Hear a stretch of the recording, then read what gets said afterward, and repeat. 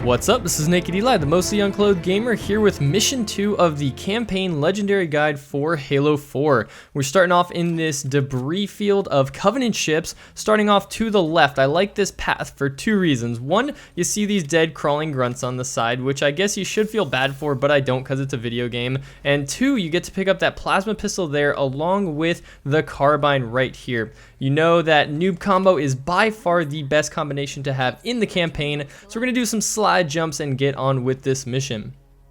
Now, the reason that you want noob combo obviously is for two reasons. One, you can headshot all enemies in the entire game except for, I believe, hunters. Those are the only enemies that do not have heads that you can actually shoot and take out in the same way as other enemies. And two, you want to have plasma pistol because that removes shields from both elites and the knights, who we haven't even run into yet in the campaign. Now here we're at the debris field of the Forward Unto Dawn. If you look into the ship, you'll find some Forward Unto Dawn stuff, some warthogs that just happened to miraculously survive the crash. So we're gonna go down in this gorgeous landscape.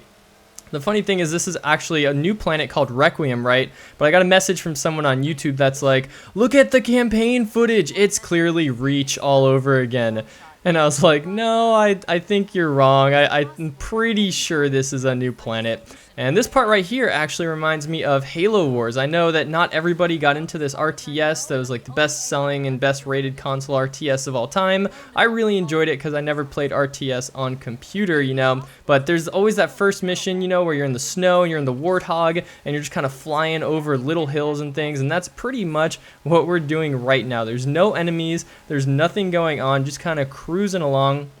I think this would be more fun if you had a buddy, you know, in the warthog turret, because we're soon going to run into an entire field of enemies right around this bend. This is literally like 2 minutes into the campaign mission if you perfectly know where you're going and are running, and still we have not seen a single enemy.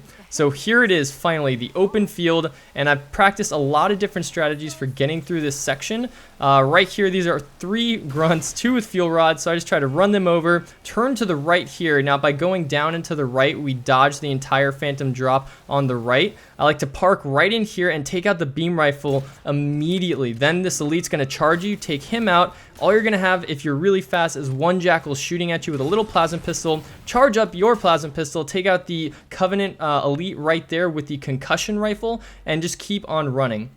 Now, if you're too slow on that part, then you should probably just take out all the enemies from behind that rock. There's a couple fuel rod grunts in the middle that you really have to look out for. And that part, as you saw, there was a fuel rod grunt at the end of that pack. So that is the first one that I like to target, but for some reason he was not dying there. Now here I like to long range this guy because these guys just come charging out, plasmas ablazing, and then you have a fuel rod grunt on the left, so you really don't want to get too close before taking him out. And then the needler can kill you very quickly in this game, so try to take cover and watch out for that, and very sneakily take out this beam rifle guy. If you're having trouble looking at him through the middle, then you can use the rock formation on the right of where I am right now. That's really good for taking him out. Now right here, I'm trying to just headshot all the weak enemies, and as soon as I see the elite, I want to plasma pistol his shields off. Now, I thought I killed everything, but turns out I missed the one guy I was trying to kill, the fuel rod grunt, and I get super lucky and take him out before he hits me. Terrible aim. You just cost the Covenant everything. Now here, you want to get your plasma pistol ready because this elite will always charge you. And then I throw a sticky in the back to target the jackal first, take him out a little faster, and then clean up the 3 grunts here. Once that happens, they will ask you to pick up an invisible camo, or say active camouflage armor ability, and you really don't need to grab any weapons here. We'll have enough weapons and ammo inside, but this is the first armor ability that we are acquainted with in the campaign, so for new players it's letting you know which button to press to actually activate that ability.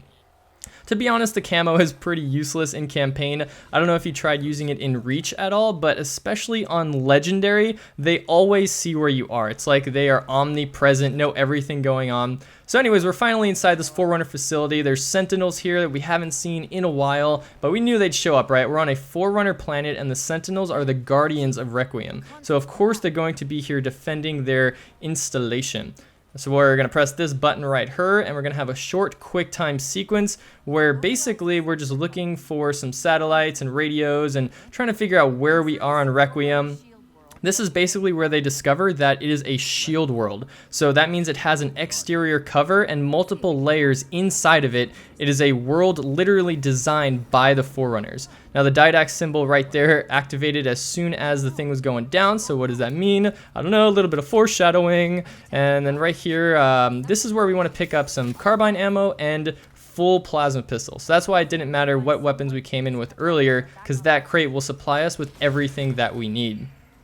Now right here, we're just going to press these couple buttons really fast because that's all this part is. I don't know why this elevator takes off your shields and then it starts going down when you want to stay up. So just sort of turn around and run back onto that bridge. Down here, I tried to plasma pistol that elite before he got too far away, but turns out that he ran really, really fast. So instead, I am just going to carbine his shields off, which do a pretty good job, and we have tons of ammo. And remember, if you run out of ammo, there's an ammo crate right there down on the bottom right.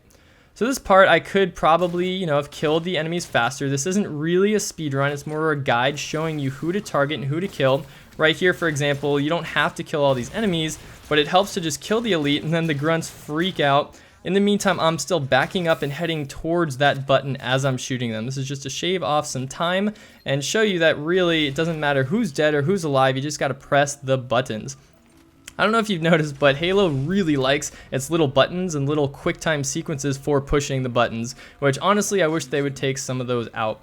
Right here, I thought there'd be some enemies to the right. Little mistake. And right here, I'm just going to take out these two guys with a couple of Nak3ds. What we want to do is move into the far left side of this console where we initially press that button, because there's going to be two elites, a few jackals, grunts, and a little jackal with I think it's a carbine that takes over this atrium. What we have to do is just kill them. Once this area is cleared out, we can press the button and go on to the next section of the mission. So the thing is that I'm not sure, what happens if you like grenade the door on the opposite side and take out everything super fast before these grunts move up from the right? Does that then activate the sequence, or do you have to actually kill everything in the entire atrium? Because I'm pretty sure I've left enemies alive on the right side before, and it's still activated the button for me to press to go on to the next part of the mission. So just be careful, use that cover. It's a really powerful position. Take out that little carbine guy. He can headshot you real easily, and then press another button. This is going to finally take us through to an entirely different area, which is very pretty. I don't even know what that thing is right there. Probably like star power. It says a star to steer by, and some rainbows, rainbow power. What I like to do, this is important. Go to the right and do as I did right there. If you try to go down this platform immediately, you will get lit up by that phantom, by those jackals and grunts, so it really helps to take them out before you even start your descent. And look at how many shots I put into that guy. All those hit markers showed up, meaning that I was hitting him. Nobody even cares. He's just going to stay alive and continuously blast me. Now, you don't have to kill any of these enemies in the middle of the bridge. You can if you want, of course, but I'm just going to run straight on through. Punch you, peace. I have no idea how he just like sprinted away. I was going to take him out, but I said, screw it, we need to go up the right side. There's another ammo crate here. You can get a full plasma pistol if you want. And then right here, this beam rifle, like I said, sees straight through the camouflage. He does not cur. Now check this out. Boom, off the bridge. Just kind of, a little tap, tap, tap, boom. Falls off, that's all we need. And then if you take too long, these guys will have already, I think, taken the Banshee. So you really want to try and hurry up, take this, and then you don't even need to fight off the bridge. You just push forward here, watch out for that Banshee. That's where the elite and two jackals come out, so you can kind of just kill them and then run. If you don't manage to kill them, you can turn around and shoot them while you're running away. And then we come to, I think, the hardest part of the entire mission. This is like a huge temple, lots of enemies, and if you don't know where to go, because it's not really very directional, it kind of confused me in my first playthrough, I'll show you exactly how to skip everything. You go to the right side here, up this rock formation. We just passed a little UNSC crate where you could have grabbed a saw and some weapons, but noob combo honestly is the best thing to have in campaign at all times. So always try to have plasma pistol and a headshot weapon like the carbine. Rifles are the best. Right here, we're going to take out the elite first as always, because that makes the grunts usually freak out. Try to hide behind this crate while you're killing enemies if the phantom on the left starts shooting at you. and I pretty much almost got blown up by those needles. Nobody cares, gonna run on up because I'm still alive. There's a beam rifle there if you want to use that to take out these enemies on the next part, but I like the noob combo. There's gonna be 2 elites that drop down, and the one with the gold shield is the highest level of elite in this game. He's got mega shields, so really be careful when you're around him. Now there I meant to pick up a fuel rod, instead it's like, here, you can have a full plasma pistol to target the hunters. Like, wow, thanks buddy. And I think there was a phantom dropship that just took off and was shooting at me or something from the back. Otherwise, I have no idea what that was. I'm pretty sure it was the phantom that dropped off those 2 elites. But I'm still alive, and you should still be too. And of course, if you ever die at any of these points, you just hit a checkpoint and you keep on running in. And that's pretty much the end of the mission. Once you take out the 2 hunters, that's sort of like the boss battle. And this part is just a little bit more of a transmission. You're getting in touch with the Infinity or something like that. And we're going to go into this atrium where you'll actually find the first terminal in the game. So in the first mission, you find Chief's record just as you're at the beginning, and you go down that first flight of stairs on the left. But here, if you go down to the bottom, you can sort of see the terminal through the floor.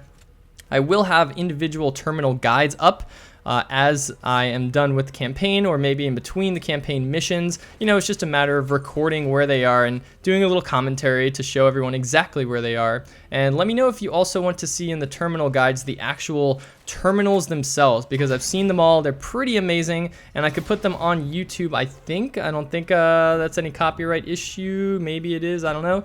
I'll just email Waypoint and ask them, faux shizzle. So that's pretty much the second mission in the campaign. I know, it's like a really long beginning and end of the mission with a lot of meat in the middle. So check out the mission 3 video on the left if you want, or another video on the right for multiplayer. This is Nak3d Eli. Subscribe for more, and thank you so much for watching.